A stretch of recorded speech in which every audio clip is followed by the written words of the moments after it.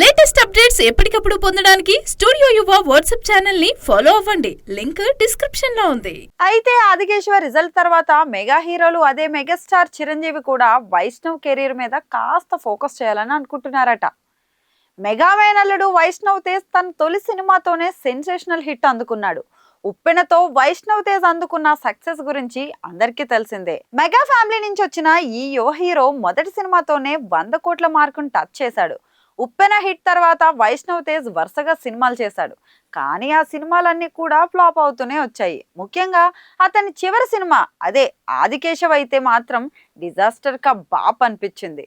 Mega మేనల్లుడిగా entry బాగానే దొరికినా గానీ నెక్స్ట్ సినిమాలో అతని మార్క్ చూపించుకోలేకపోయాయి. మరోపక్క సాయి తేజ్ వరుస సినిమాలు చేస్తూ వెళ్తున్నాడు. వైష్ణవ్ తేజ్ మాత్రం కథలు వింటూ కాలక్షేపం చేస్తున్నాడు. అయితే నెక్స్ట్ సినిమా చేస్తే ఒక ఎక్స్పెరిమెంట్ చేయాలని చూస్తున్నాడట వైష్ణవ్ తేజ్. ఉప్పెన స్టోరీ చేయడం ఒక రకంగా హీరోగా రిస్క్ అని అన్నట్టే, కానీ తొలి సినిమానే అలాంటి అటెంప్ట్ చేశాడు వైష్ణవ్ తేజ్. ఇక నెక్స్ట్ కొండపొలం అంటూ క్రిష్తో కలిసి చేశాడు. ఆ సినిమా వర్కౌట్ అవ్వలేదు. రంగరంగ వైభవంగా సినిమా రొటీన్ అనిపించిన ఆదికేశవ ఏ మాత్రం అంచనాలు అందుకోలేదు. ఇలా ఉప్పెన తర్వాత ప్రతి సినిమా డిసప్పాయింట్ చేసింది. అయితే ఈసారి ఎలా పడితే అలా కాకుండా ఖచ్చితంగా షార్ట్ హిట్ ఇచ్చే కథ కోసమే వెతుకుతున్నాడట వైష్ణవ్ తేజ్.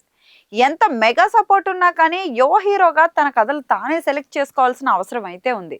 అయితే ఆదికేశవ రిజల్ట్ తర్వాత మెగా హీరోలు అదేనండి మెగాస్టార్ చిరంజీవి కూడా వైష్ణవ్ కెరీర్ మీద కాస్త ఫోకస్ చేయాలని అనుకుంటున్నారట. వైష్ణవ్కి నచ్చిన కథలను కూడా చిరంజీవి కూడా విని ఓకే చేయాలని చూస్తున్నారట. అయితే తేజ్ ఎలాగో ప్రస్తుతం సంబరాల ఏటిగట్టు సినిమా చేస్తున్నాడు. అది భారీ రేంజ్ లో రాబోతుంది. ఇక ఇదే క్రమంలో వైష్ణవ్ తేజ్ కూడా మంచి స్టోరీతో సినిమా మొదలు పెట్టాలని చూస్తున్నాడు. ఆ కథ ఏంటి, వైష్ణవ్ తేజ్ చేసే ప్రయోగం ఏంటన్నది మాత్రం తర్వాత తెలుస్తుంది.